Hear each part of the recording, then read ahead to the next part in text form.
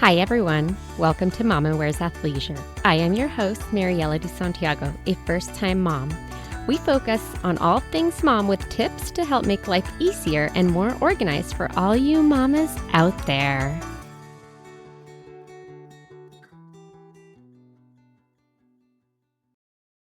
Hi, everyone. So today's Mom Talk, we are going to talk about a topic that I love listening to, or people talk about, Tradwives.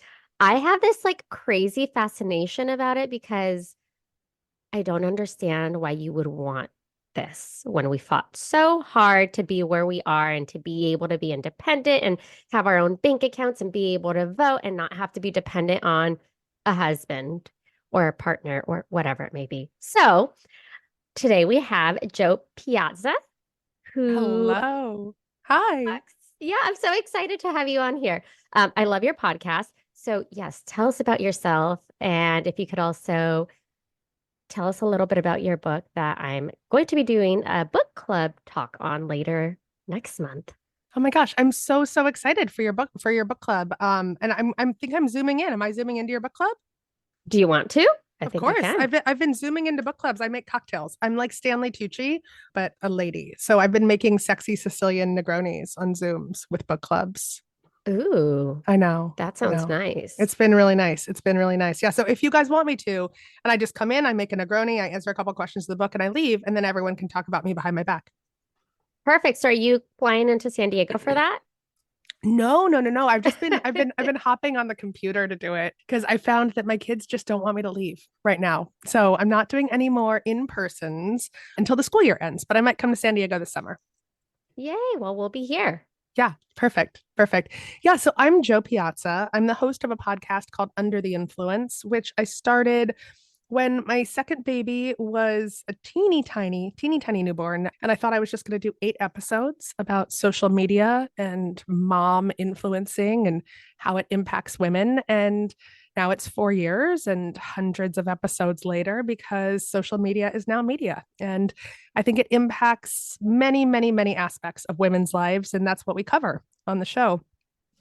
I also had a book come out, gosh, 10 days ago now. It's called The Sicilian Inheritance. And it is a delicious murder mystery adventure in Sicily. It has been called the book of the summer in a lot of book reviews. And I'm flustered because I've been on the road for it for 10 days now. And I'm finally just getting back to my house. But it's been good. It's been a whirlwind and a whole lot of fun. I mean, the book is a delicious murder mystery, but because it's me, there is also a healthy dose of taking on the patriarchy and strong, brave women kicking some ass, which is kind of my brand, which is why I have also somehow unwittingly become America's leading expert on talking about tradwives on social media and how generally dangerous I think this trend is for women. And I don't even want to say feminism. I think feminism is getting a bad rap. I think it's like very dangerous for young women who are trying to figure out how to be in the world. Like I said, I'm obsessed with this because I cannot wrap my head around it. Like, why would you want to go backwards in time? I think there's a lot of reasons. And I also, I like to start out by defining what a trad wife is. And I think a trad wife is very much a phenomenon that we've seen on social media where women are claiming that they are kind of returning to a false nostalgia of the 1950s, a very June Cleaver, say Betty Draper idea of a woman who is working solely in the home, but it's different than that. It's women that are completely submissive to and dependent on their husbands. And that's different than, your run-of-the-mill stay at home mom. And I hate the word stay at home because no one is just staying. Whoever I still haven't dug into the origins of the phrase stay at home mom, but I'm like, who thinks you just stay? Who thinks you're just staying while you're momming around? So, I mean, work at home moms are just some of the hardest workers I know. They're the CEOs of their household. The difference with a trad wife is she's pledging submission, giving over her agency. She doesn't have control over any aspect of her life, particularly her finances. And I think that some young women are seeing this as kind of an escape, the alternative to girl boss culture. that was pushed for the past 10 years. I know that's what was kind of put on me when I was in the workforce. Early on. I mean, I'm still in the workforce. We all are, but you know, I think a lot of people burnt out on corporate culture. And so they see these images of women that are beautiful, that are taking care of their homes, that are cooking things from scratch, that are frolicking in a field of flowers barefoot with their children all day, and think, wow, that's nice. That could be for me. But the thing with a lot of the Tradwives is they're making this for content. That is not their real life. And so it's almost ironic because a lot of these women are making a ton of money off promoting the idea that they don't make any money at all. So, very valid points there. When I absolutely hate the term stay at home mom because you're right, we don't stay at home. I'm one of them, so I hate using the term, but yeah, I stay home with my son, even though I'm not home. Also, the second point about people being able to stay home and take care of their homes and be able to make things from scratch. I'm lucky if I can put something in the oven Mm-hmm. Mm-hmm. from Mm-hmm. the freezer. Like, and to be able to have this clean house, the minute I wake up, my house is a disaster, even though I swear to you, it was clean the night before. I swear to So God, I swear to God, it was. You know, and actually not lately. I'm like, my podcast studio and my office is in a nook in my bedroom, and I'm just staring at my unmade bed right now and a bunch of laundry. I mean, yeah, it you is just work described me. inside. Yeah, this is my life. This is my life. It is work to get everything done that it takes to run a life. And these accounts drive me so insane because they're presenting a version of motherhood that discounts all of the labor that goes into motherhood.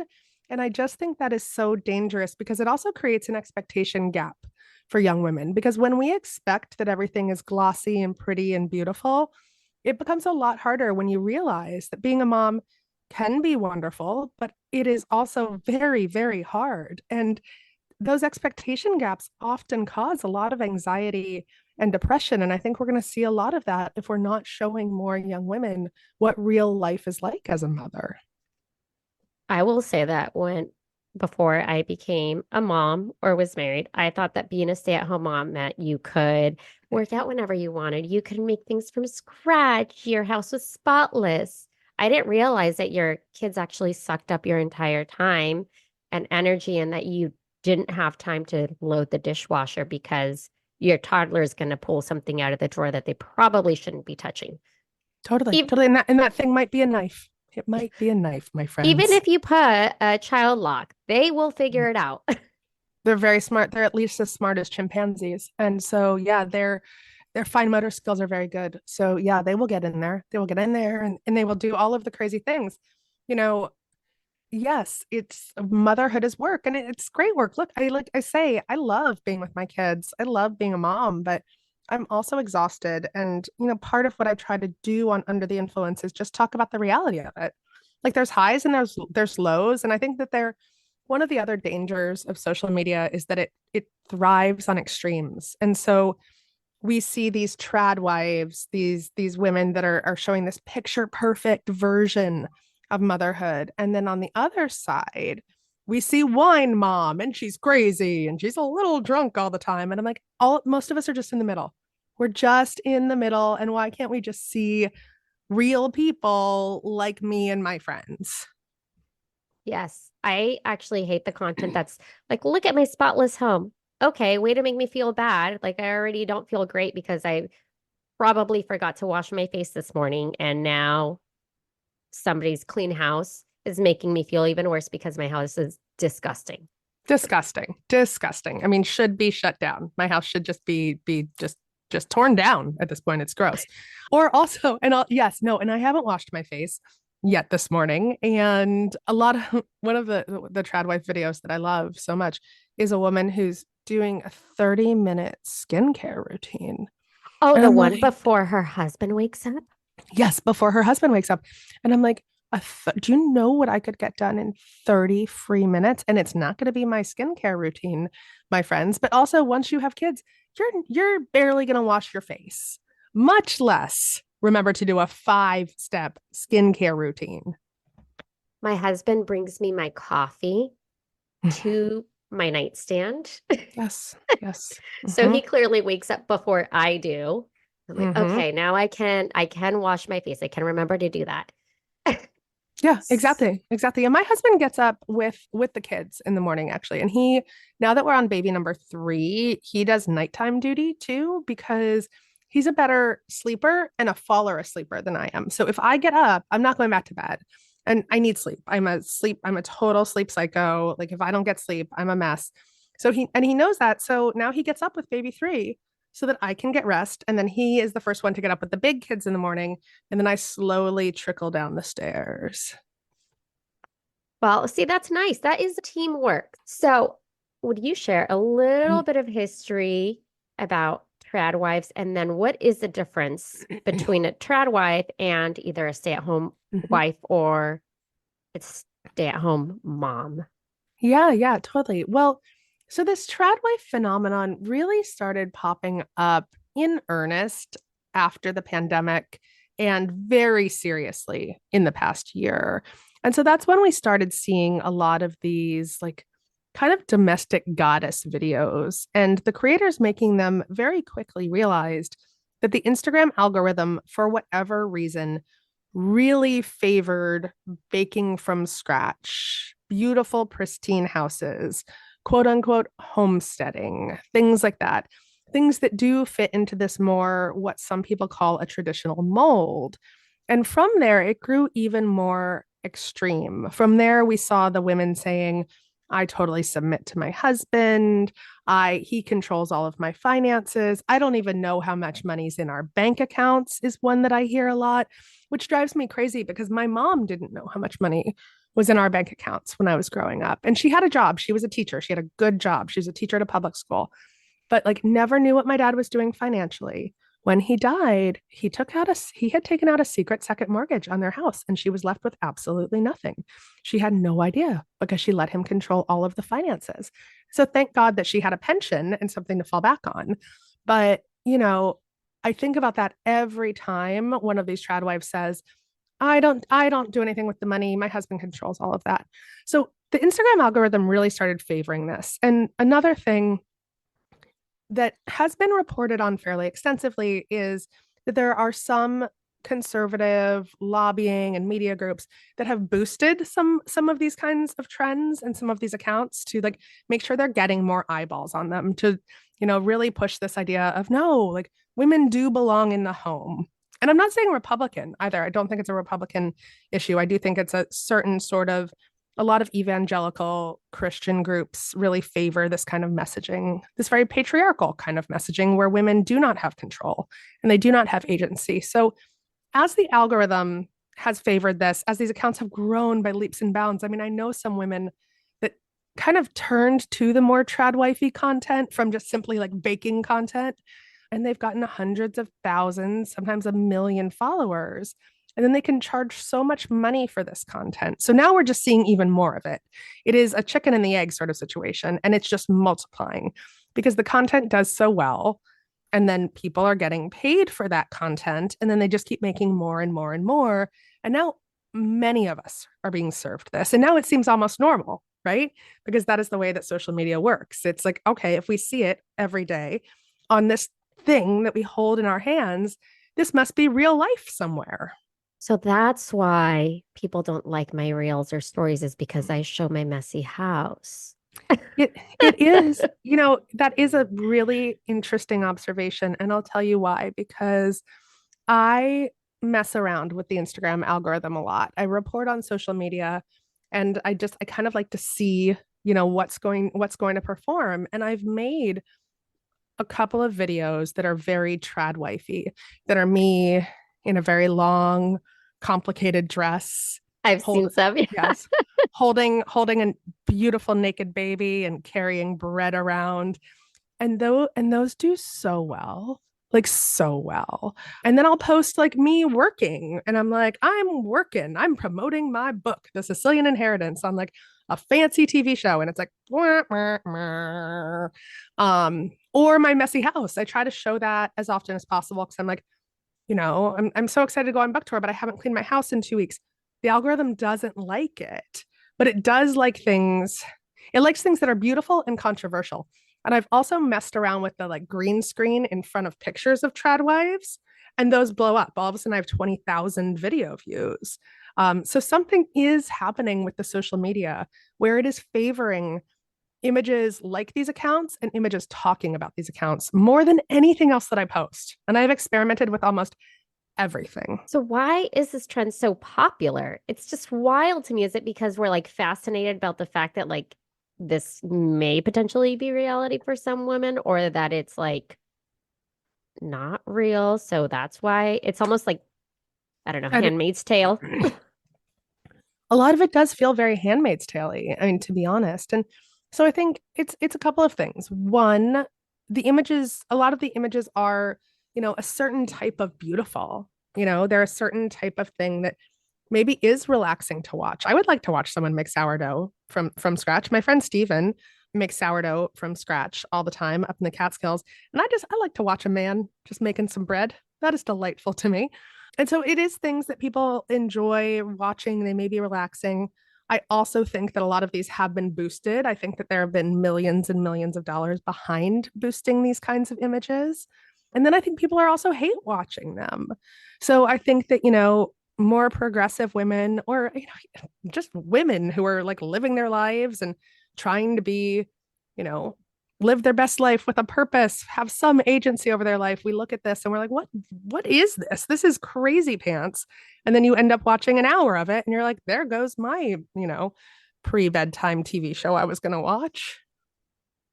Yeah. Oh my goodness. So anytime, yeah, I just finished Handmaid's Tales and it makes me think of just this world and trend, and I cannot grasp my head around it. I don't Why? I didn't finish the series. Did you finish the series? I finally did. Okay. How does it end? I guess we shouldn't spoil it for anyone. I'll Yeah. just look it up. I dropped off. I dropped off after season 3. Yeah, and it's so hard to follow. It gets hard to follow. They went in some different directions, I gotta say. Yeah, I mean, I don't know that I really loved this last season, especially towards the end of the series. Um, Mm-hmm. but yeah, it's still good. It's just not as great as it was. Personal opinion, obviously. I guess who I get to see on Wednesday. Is it June? It's Margaret Atwood. It's better than June. Oh, I know. I that's know. awesome. I'm very excited. She's speaking here in Philly, so I'm going to see her talk and I'm very very excited to see her. Just a little. I actually, you know what I should do? I just thought of this. I should see if I could interview Margaret Atwood about Tradwives. Hi, everyone. It's your host, Mariela. I wanted to thank you for listening and share some ways to show your continued support. You can rate and review on Apple Podcasts or Spotify. Share the show with friends and family. Buy me a coffee to help with the financial cost of running a podcast. Follow me on Instagram at Mama Wears Athleisure. And finally, subscribe to my newsletter. Thank you for listening. For the podcast while she is in town. You should. So the Tradwives, are they a little bit different from, say, a housewife or it's stay-at-home mom? Because Totally, absolutely. Also, housewife is a shitty word. I mean, like we use these words all the time I know. and we just don't dissect it enough, right? Can we Like, come up with a new term? Like, I really hate the term stay-at-home mom because I'm not a stay-at-home mom. I'm because a you're not. working. You're work. Well, I mean, everyone that's doing domestic labor is working, and they have like for all of human history, really, until about the 1950s.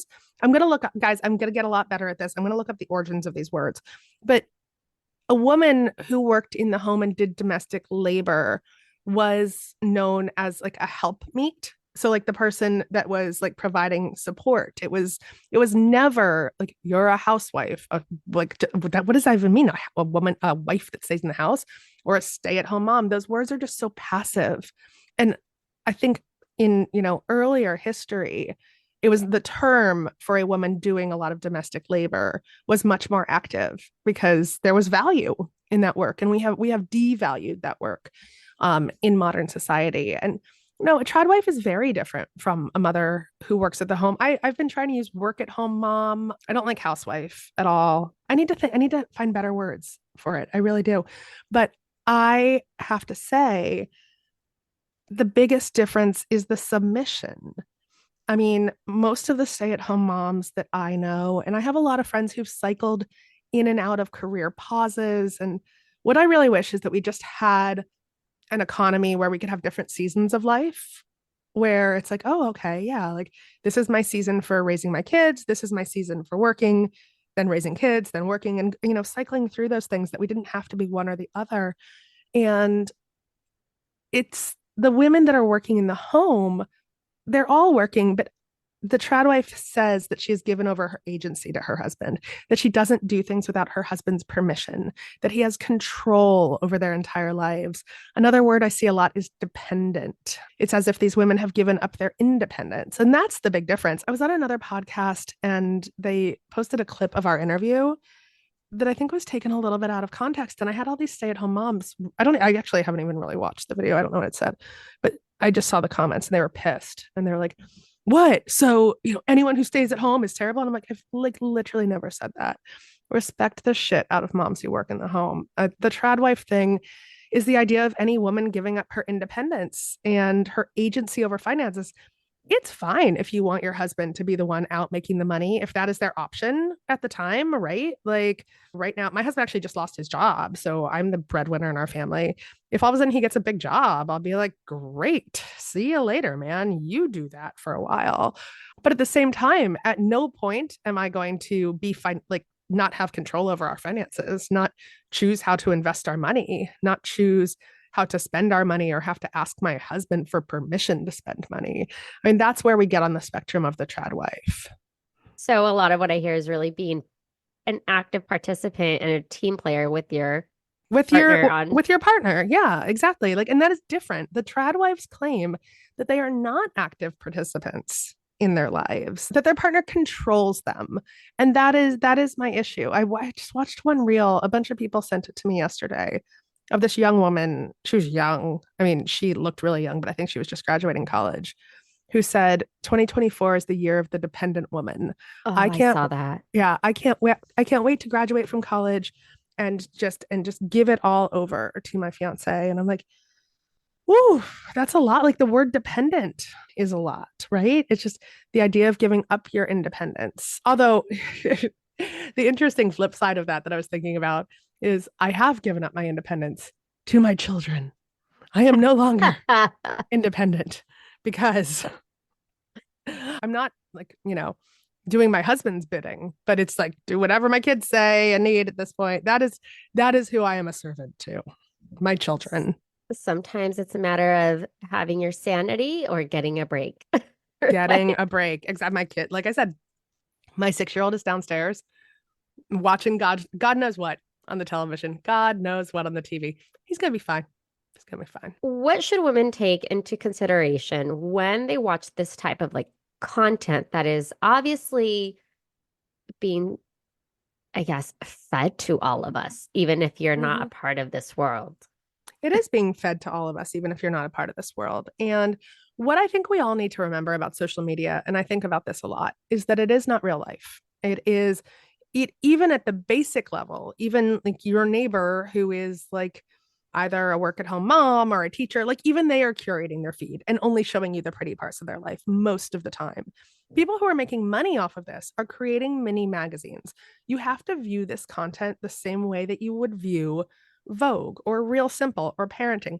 We would never let those magazines make us feel bad about ourselves because we're media savvy enough at this point to know that's a photo shoot, that like no one's real life looks like this. This is just a fake magazine. And if we thought that way about social media content creators, I think we would let go a lot of our anxiety and sometimes even the jealousy that comes when viewing these social media accounts, because most of these women hire photographers to shoot an entire month of content in one day. They're switching outfits, they're switching hairstyles, they're switching locations. A lot of them even rent other people's houses. I just learned this. It was crazy. We were traveling to go see the eclipse and we rented this house that looked like an influencer house. Okay. Like it just like, it had all of the influencer things, right? Like, the like sculpture that says grateful and then another one that says thankful, and like everything was white and beautiful. She rents it out by the hour to influencers for their social media. No, Yes, it is a house that is rented out for people to create social media content, and they are now cropping up all over the country. that is so crazy. I know. I know. But and I just think we need to talk more about this, because if we're going to look at these beautiful images of perfect white kitchens that are so clean, they're not theirs. They are renting these by the hour like a cheap motel room. Oh my gosh, just the amount of info that I just learned. Like, ah, wow, that's how they do it. Because here I am trying to keep up, and I'm like, I can't. Even just posting something is No. too much work. Too much work, too much work. It's not their house, okay? In a lot of cases, it's not their house. Or if you look at accounts like Ballerina Farm is a very famous one. She like only ever shows 2 rooms. Like there's only ever 2 shots. You have to see like this big family bed in one room and then like one angle of a kitchen. It's like you're not seeing someone's entire life ever in these. And the second that you can divorce it from your reality and your concept of reality, I think it's a lot healthier. I mean, I do advocate for massive social media breaks. I personally think Instagram is super toxic. Says the girl Agree. who's on Instagram constantly promoting her book. I will think it's toxic again in a month when I'm finished my book tour. But right now, I mean, that's where everyone's eyes are. And so I can't really get off of it. Once I'm finished this book tour this summer, I'm planning on fully getting off for the rest of the summer until I'm start my next book project. Good for you. Yeah. I always wonder, like, if you take a break, then is it like hard? Just because I feel like you need to be on it in order to be present. And then the minute you take a break, they like, I don't know, the algorithm works against you. I don't know about that. I've equated it before Oh, to the fact, goodness. like compared to the fact that I don't live in New York anymore. I lived in New York for 13 years. I live in Philly. It's the greatest city in America. So much easier to raise my kids here. And yet, like, nobody realizes I don't live in freaking New York because no one is paying any attention to anyone but themselves. And so like I come there, like I did TV this morning, like I did that good day New York, and the anchor I haven't seen for a while, and she's just like, yeah, she's like, so where are you living in the city? And I'm like, I haven't lived here in 7 years now. I mean, everyone is thinking about themselves all the time. And so if you leave Instagram, I swear to God, no one is going to freaking notice. The algorithm might change a little bit, but you'll pick it back up because it's designed to work for a 5-year-old. So yeah. Ah, see, that's good to know because it I hate it because it can be addicting, but it's also like you kind of need it if you're trying to grow awareness on something. 100%. I could not, I mean, like I said, I'm a crazy person promoting the Sicilian Inheritance right now. Everyone go buy it. It's the book of the summer. But I It sell is a more. really good book. It's really good. It's really I'm good, not right? done, but oh my gosh. Yeah, I have the audio because I just don't have the time to read. I know. It's so So hard. I Yeah. multitask and I'm like, Yeah. let's go for I can't say the word because my dogs are also in here, a WALK. Mm-hmm. And I listen to it. So it's just like a great way to like do two Yes. things. Yes, it's Well, so good. Oh and my that's why gosh. that's why people love podcasts. No, it's so good. It's so good. But I sell more copies of the Sicilian Inheritance through Instagram, through working with influencers than I do traditional media at this point, I've got to say. So, yes, this is like we need to live on there if we're promoting things, but there's also ways, I'm also on it a lot more because Instagram is almost my inbox because people message me all the time on it. But I do not scroll. I get on and I get off. I try to use it as a work tool as much as I can instead of letting it suck me in because I know too well what the algorithm can do to you. Yeah. No, I get it. And it's also not user friendly. Like I use the messaging, but it's Oh hard yeah. to keep track of things. So I'm always using like the save this message and just give me your email. That's the easiest way to communicate. Yeah. Just why don't you call me? I just want to talk on the phone. Can we just talk on the That phone? Yeah. Yes, ever since becoming a mom, like can we set up a call? I can't do this texting thing, or I do the audio messages. Yes. Yes. I get a lot. Well, this is very interesting because I get a lot of audio messages from like new moms. I can read a message much easier than I can listen to one now with like my bigger kid around, with my 6-year-old around. Like I can't just start listening to audio messages. So I never listen to them. So when people send them to me, I'm like, oh, it's as if we didn't speak. I cannot Oh hear. my I cannot. goodness. Yeah. Yeah. Because I never have my AirPods in. If I start listening to something, my kid's like, what's going on? I'm like, oh my gosh. So Yeah. different ages, right? Different Different things. ages, different things. Exactly. So the other thing I wanted to know, is there an ultimate goal with this trad wife trend? Like, are they trying to get us, the average mom or I don't know, wife, to become this, to follow something, to turn to a religion? I don't know. What is the goal? I do think that there's a lot of soft proselytizing involved in this. And I think there are a lot of forces at work here trying to promote the idea of women not working outside the home, of women having less agency in the world and less financial power in the world. I do think that that is a very real thing. I mean, we saw this happen in America after World War II. The whole campaigns about the idea of the housewife began because we wanted women to get their butts out of the workforce when the men came back and give the men back their jobs. And I think we're seeing this again. And it's also no coincidence that we're seeing kind of a crisis in manhood, of men feeling less than, of less men going to college now than ever before. And so I do think that there are a lot of forces at work there are a lot of forces at work to run these campaigns to try to get women out of the workforce, but more than that, not even, out of the workforce, but to get them to drop out of society, to get them to stop having a say in society. Which the whole workforce thing is bizarre because it's so hard to be able to afford. Obviously, it depends on like your income, but to be able to afford a single family home and raise, like, let's say a family of four off of one income. Yeah. Oh, and we could do it. And we're not very spendy people. Like we have one car, our kids go to public school. So we could definitely do it, but like our lifestyle would be cut back on a lot on one income. I much prefer our life on dual incomes. And I think a lot of people can't even afford to live on one income because, inflation has risen so quickly. And it's tough now with my husband out of a job, to try to renegotiate our lives. So the idea that it's so easy, that it's so easy for anyone to live on one income while also promoting so much consumer culture on Instagram. It's like every other thing on Instagram is like buy this, and then it's like don't work, don't try to earn money, don't do that to pay for your Stanley Cup that I'm trying to sell you or whatever. But although someone did gift me a Stanley Cup and I do enjoy it. I do like that Stanley Cup. I don't know if I would have bought it myself, but that is an Instagram thing that I quite enjoyed. But also that there's like, is there an infinite supply of men that just have a good enough job to support an entire family? Because there's like not a ton of jobs out there that can support an entire family. Yeah, and homes are expensive. Like living in San Diego, you got to expect, that you're going to be spending at least $1 million on a Yeah. livable home.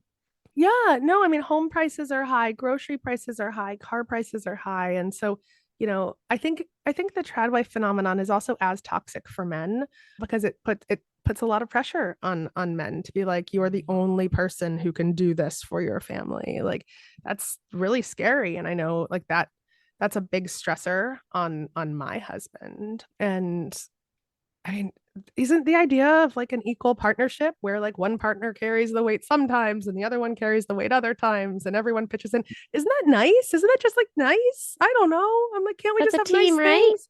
It's a team. That's what a team is. Isn't that why? I mean, at least that's like part of the reason why I decided to get married is because I wanted my husband to be my team player. Like he's got My my back. teammate.